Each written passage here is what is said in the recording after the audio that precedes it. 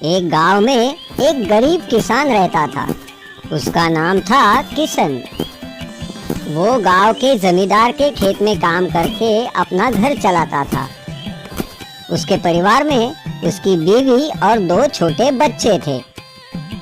खेती के काम से मिलने वाली मजदूरी में वो जैसे तैसे अपना गुजारा करता था। ऐसे ही एक दिन खेत में काम करते हुए उसका कुदाल खेत में किसी धातु के वस्तु से टकराया।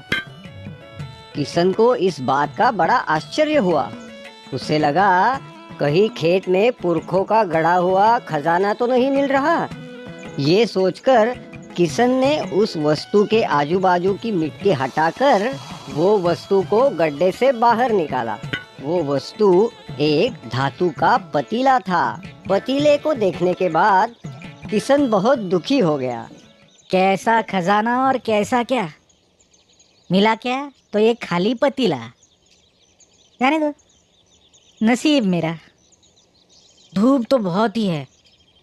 अब थोड़ा खाना खा लेता हूँ और थोड़ी देर सोता हूँ।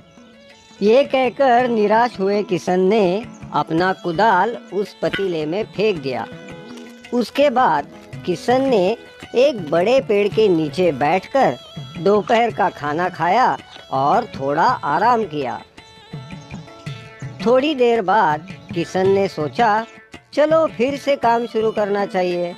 अपना कुदाल लेने के लिए किशन पतीले के पास गया तो उसने कुछ अजीब सा देखा। किशन ने तो पतीले में बस एक ही कुदाल डाला था, लेकिन अब पतीले में बहुत सारे कुदाल दिख रहे थे। ये चमत्कार है या मेरा वहम? मुझे तो विश्वास ही नहीं हो रहा।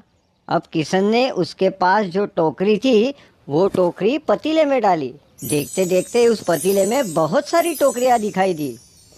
अब किशन को यकीन हो गया कि ये पतीला कोई साधारण पतीला नहीं बल्कि जादुई पतीला है। वो बहुत खुश हो गया और वो उस पतीले को अपने घर ले आया।